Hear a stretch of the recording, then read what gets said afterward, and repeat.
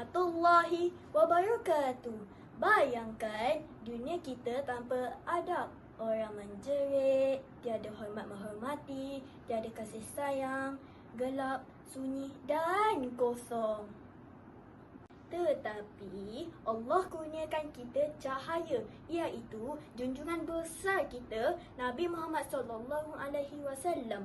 Baginda datang untuk mengajar kita erti adab dan akhlak mulia. Saya akan ceritakan dua buah kisah. Yang pertama, kisah Nabi dan anak yatim. Suatu hari ada seorang anak kecil yatim sedang menangis. Diejek, dipinggirkan, tiada siapa peduli.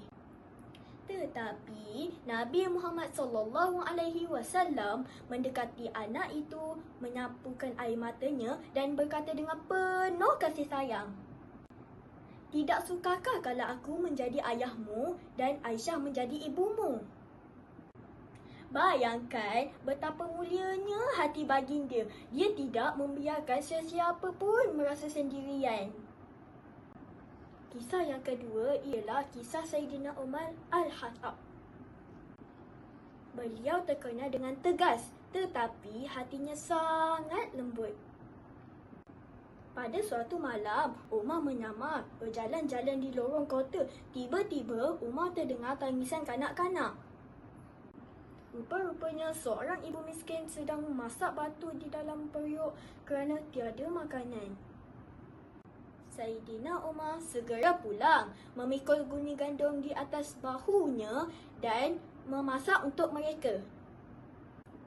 Inilah akhlak mulia seorang pemimpin yang merendah diri.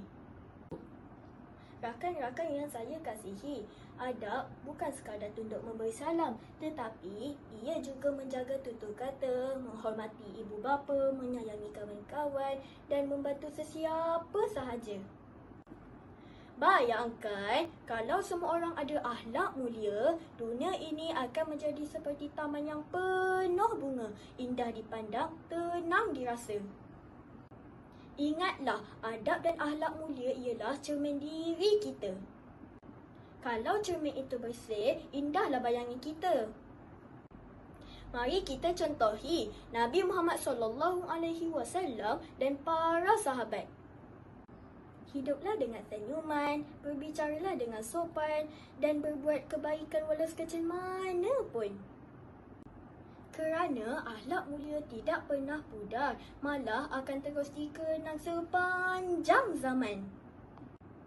Sekian sahaja daripada saya, Nur Hawa Zulaika binti Muslim dari kelas 5 Fatimah. Assalamualaikum warahmatullahi wabarakatuh.